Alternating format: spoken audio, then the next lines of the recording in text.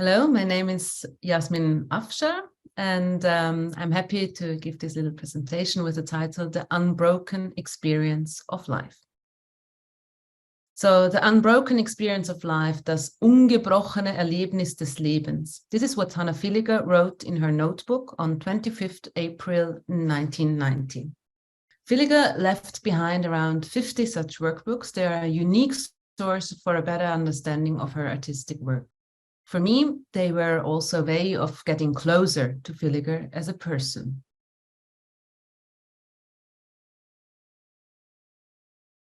The unbroken experience of life. What does that mean? Villiger sought intensity in art as in life. She had, especially in her younger years, a lavish lifestyle. She was traveling a lot, partying, alcohol, drugs, and so on.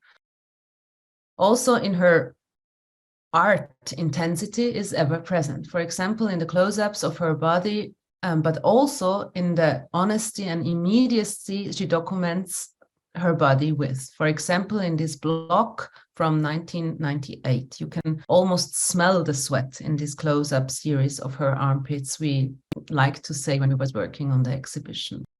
The intensity and the constant proximity or closeness is it what makes her work intimate, sometimes uncomfortable, however, never overwhelming, exhibitionistic, or self-presentational. Hannah Villiger is everywhere in her work and at the same time nowhere. I myself never had the opportunity to meet Hannah Villiger personally. Villiger died early, too early actually, at the age of 46, which also raises a lot of questions. How would she have continued in her work? How would have had her influence developed? And so on. So my point of access to her were the notebooks, as mentioned, her work, of course, and also the many texts written about her by a lot of female authors, curators, and researchers. Though actually, the maybe most important source to us, to me, were the accounts of people who knew her, particularly artists. Preparing the exhibition included many such conversations with contemporaries, and it quickly became clear that looking at the history of reception of Hannah Villiger and talking about her legacy, artists had a particularly important role. This presentation is to shed light on this particular aspect by looking at friendships, at contiguities, close and distant ones, voluntary, chosen, and arranged ones. The presentation talk traces artistic and friendly connections and questions their effect on Villiger's work and its reception. With whom did the artist exhibit? In what context was her work discussed? Who influenced her, and on whom did she herself have an inspiring effect? My talk will develop chronologically from Hannah Villiger's early environments to her later living and working contexts. The focus is, as said, on artist friendships, on Hannah Villiger as a teacher, on the exhibition she was represented in, and to conclude on her influence on the following generations. Villiger made her first connections in the field of art at the School of Arts and Crafts in Lucerne, where she attended the sculpture class of Anton Egloff in 1972 and 73. Here we see a little modeled clay sculpture that was from one of the courses. Egloff himself, he pursued and taught an expanded concept of sculpture. He considered the spatial, physical, mental, and social context in which a sculptural work of art is perceived to be just as important as the dynamization of space. Here we see two works from him. As we know, Villiger later switched from sculpture to photography. She did that first by declaring the photograph of an object as the actual work. Here we see an example of such a photograph. In hindsight, that this transition must have appeared to Egloff and Villiger's fellow students as a surprising but somehow also logical consequence of what they learned. However, while Egloff worked anti-monumentally, Villiger herself later did indeed even become monumental in the very medium of photography. and this in her very own sensual and also pressing way. She didn't use heavy sculpturing material, but arranged her photographic enlargements to large blocks. They are oversized in many terms. She herself called them elephantine, or as the artist Katja Schenker put it, lavish in their use of the body. In Lucerne, Villiger also became acquainted with the work of Jean-Christophe Ammann, at the time the director of the Kunstmuseum Lucerne. He brought international contemporary art to the city. For example, Villiger pasted the invitation card to the Gilbert and George exhibition into one of her workbooks. One could also see Gerhard Richter, Paul Teck, Joseph Kossut, Giovanni Anselmo, Franz Gertsch, or as well the Swiss sculptor Katharina Sallenbach as one of few female positions. So basically we can say that Villiger and her fellow students were smack in the middle of the art scene of that times. The conditions for launching an artistic career were ideal. Villiger wrote in a notebook of those years, quote, "Art is not a profession, but rather a path to truth and self-realization for both the artist and the viewer." Jean-Christophe Ammann himself was an early and maybe the most important advocate of Hannah Villiger.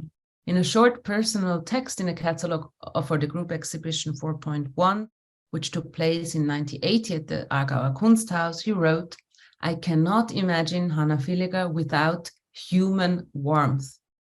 In German, ich kann mir Hannah Villiger nicht ohne die Wärme der Menschen vorstellen.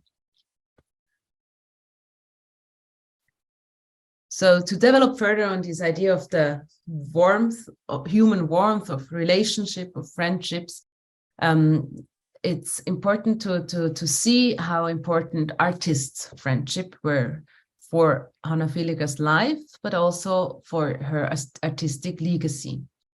These friendships run like a thread through her biography and reception, sometimes more prominently, like when she was a resident at the Istituto Svizzero in Rome, at other times more marginally, when she led a rather secluded family life in Paris, for instance, in the early 1990s.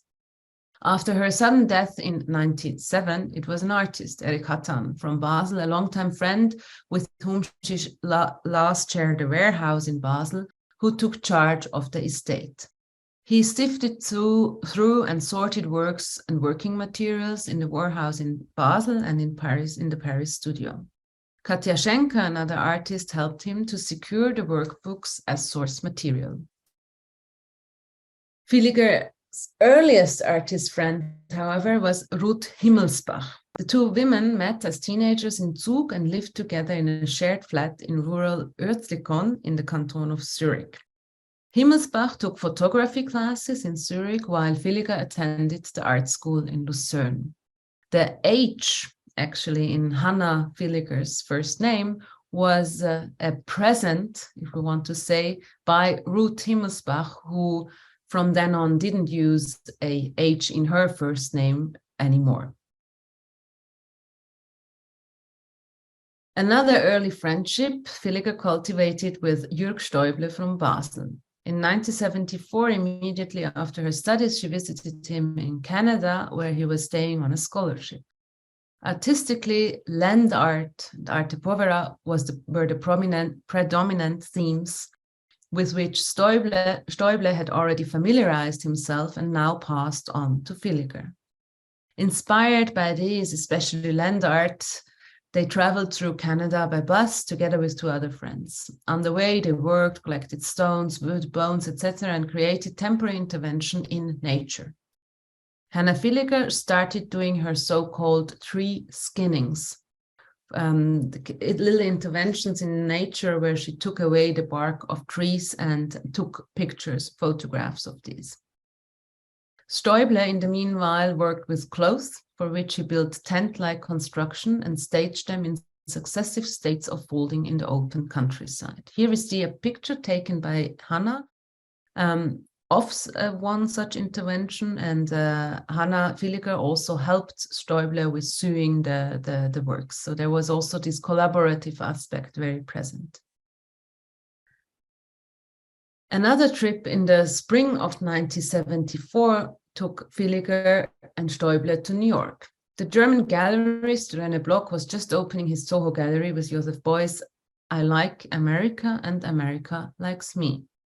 This is one of Beuys' most famous actions, for which the artist spent several days in the gallery space together with the coyote. Beuys had already left when Villiger and Stäuble visited the exhibition. However, the action left a lasting impression on the young Swiss artist, as also did the minimal art they encountered in the galleries then. Villiger and Stäuble finally topped off their time in Canada with a small exhibition in the artist-run space A Space in Toronto, where Hannah Villiger showed her branch skinnings hanging from the ceiling. Almost immediately following her trip to Canada, Villiger moved to Rome, where she would remain until 1977. Even before completing her studies, she had won this federal art grant and qualified for the residency at the Istituto Svizzero in Rome. This was what we could call a bang of a career start for such a young artist. As we will hear from Gioia Dalmolin after my presentation, Villiger's practice was solidified in Rome, and lasting friendships and impulses for her creative work emerged from living together with her fellow grantees. Villiger's next stop after Rome in 1977 was Basel. Basel was by then the place to be for the Swiss art scene. Jean-Christophe Ammann had left Lucerne and was about to take over as director of the renowned Kunsthalle Basel. Also, the Gallery Stampa was an important meeting place. Artists associated with the gallery experimented intensively with new techniques, above all video, and an active and interested art scene was forming around these places. Villiger rented a flat with her partner, Susan Wies, an artist in later galleries, and worked very intensively, exhibited a lot, however, had to earn her living also by waitressing. In 1981, together with Anselm Stalder, Alex Silber, and the aforementioned companion Ruth Himmelsbach, Villiger participated in Ammann's exhibition of 6 local artists at the Kunsthalle. This was somewhat of a special exhibition, as the Kunsthalle mainly showed international artists. The other participants were Miriam Kahn and Vivian Sutter. Today, both of them, Sutter and Kahn, are of the most successful female Swiss artists. Both, like Villiger, were exhibited extensively in their early careers, and after a quiet phase, they have recently been celebrating major international revivals. What is immediately noticeable is that on Ammann's list, women artists were in the majority, a rarity at the time. However, very indicative of the large presence of women artists in the Basel scene during those years. Certain themes were in the air. The female body played an important role in the works of all these women artists, whether naturalized, politicized, abstracted, or fragmented. Villiger herself added the dimension of the self-image to this discussion. In a workbook from 1981, she wrote, "My capital is myself," which is very much kind of condensing this way of working. So her own body was Villiger's ever-available material. Life was part of her art, as also were the closest people to her. Here we see a double portrait of her and her partner, Susan Wies, women lying on a bed on their world trip in 1981. Correspondingly, she cultivated an artistic exchange also with her partner, Susan Wies. In the early works, we also see her a lot in the works, and sometimes it was also Susan Wies who took the pictures. On their joint trip around the world in 1981, they also created a collaborative work titled The Andere Kontinent. Here we see on the left a picture of this work. Villiger's black and white views of coral reefs, probably photographed from an aeroplane, were juxtaposed with the portrait format drawing by Wies, which later, however, was no longer considered part of the work. Private life and work also overlapped when Villiger exhibited at Wyss Gallery in Zurich 2 years after their separation. After that, contact between the two women broke off.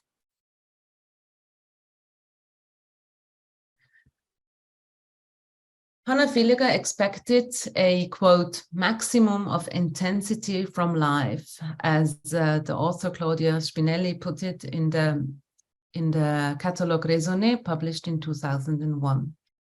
Companions remember how Villiger always had a clear opinion and discussed passionately, a quality that suited her as a teacher, as which she worked at the Schule für Gestaltung Basel from 1992 to 1996. For Villiger herself, teaching was an important experience. She is said in an interview, quote, when you teach and develop a work together with students, participate in their creative process, you get a completely different view of works. A new eye opens up and curiosity sets in to see the work of others emerge. Teaching has broadened and changed my view and appreciation of artworks. Her criticism ranged from benevolent and heartfelt to hard-hitting, as Jörg Stoiber recalls, who was then also teaching at the school. When asked about her wishes, Villiger stated in the same conversation, quote, I would also like to have my own school with my own concept, not a training facility, but rather a further education center and a meeting place for artists and the most diverse media. Her interest in exchange and her genuinely interdisciplinary way of thinking are expressed here, but also her certainty that the truth lies in a very specific artistic approach. The conversation I just quoted from was actually an interview that was conducted between Hannah Villiger and Miriam Kahn and published in the book Nicht nur Körper by Barbara Zürcher and other authors. This interview gives a great insight to Villiger's and also Kahn's artistic thinking. While Kahn and Villiger agree that they both include unpleasant, even cruel feelings in their works, their opinions diverge strongly when it comes to the content of the pictures. Villiger has difficulty understanding why Kahn makes the suffering of others, which is not hers, the subject of the work. This, she argues, is third-party information. She insists that art should reflect self-experienced reality.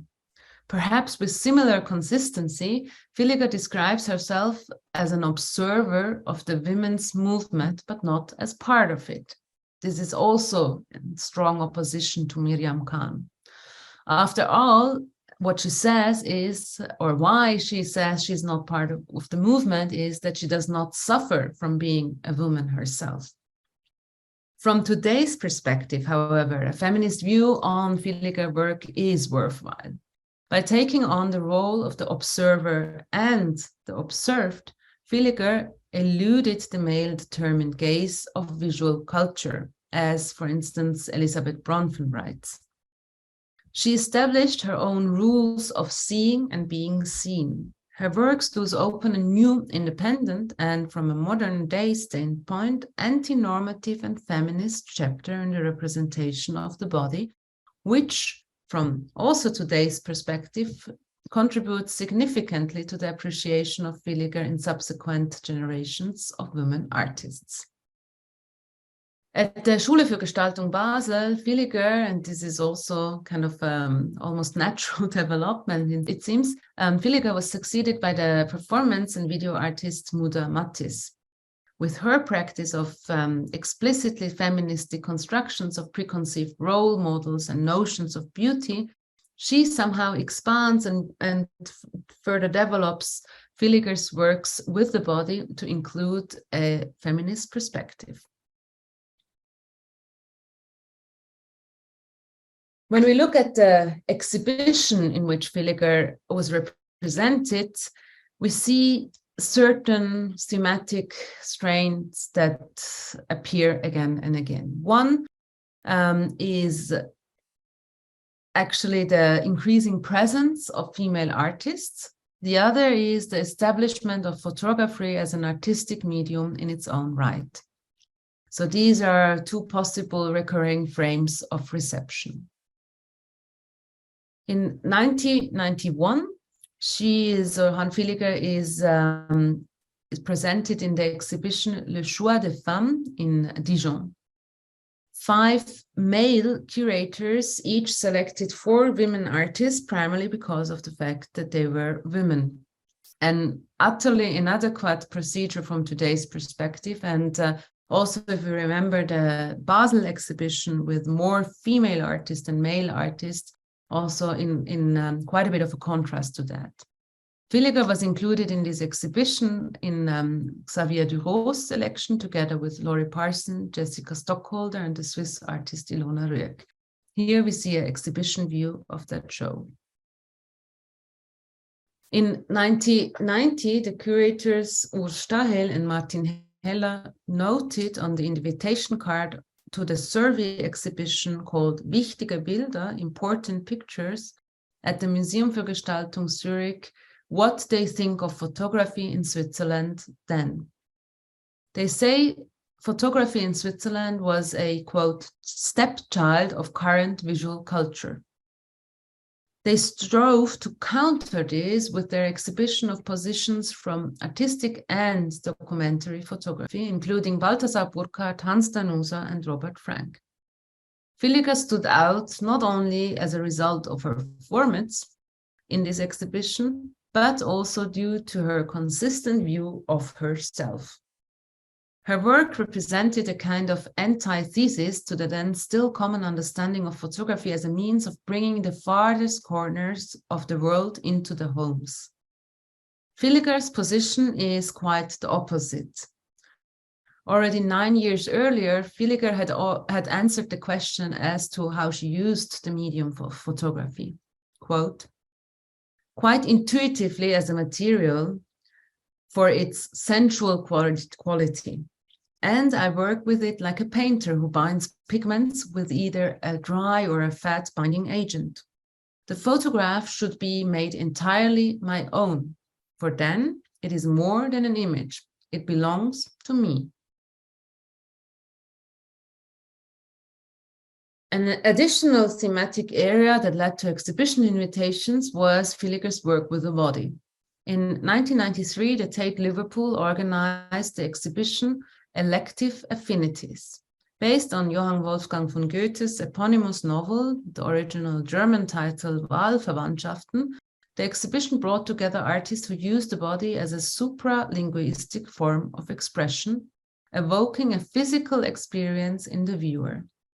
Villiger was shown, here we also see an exhibition view, was shown alongside artists such as Pauline Cummins, Jana Sterbach, and Helen Chadwick, who all worked with their own female bodies and developed new models of representations for them. Almost 20 years later, so after Villiger died, the Albertina in Vienna hosted the exhibition Körper als Protest, Body as Protest, which dealt specifically with the representation of the human body in the medium of photography. The term or the notion of protest referred or was directed against standardized ideals of beauty, against the young, healthy, slender, white, inact body as an art historical topos and also a constant in photography.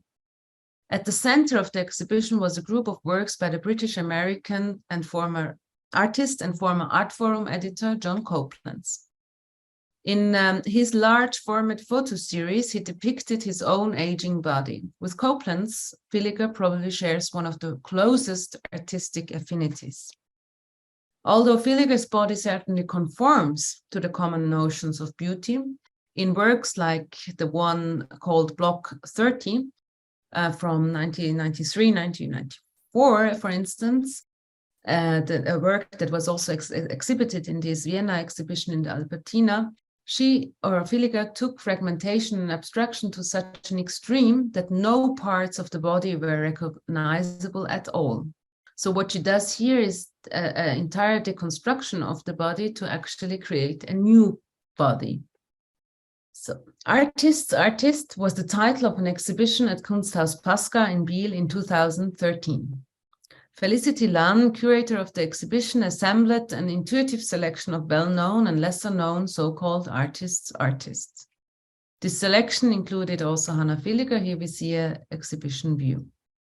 Generally, the term is used very different. There is no such clear definition. Mostly it refers to artists who were first discovered in artistic circles before having an international exhibition career or their works being traded on the art market.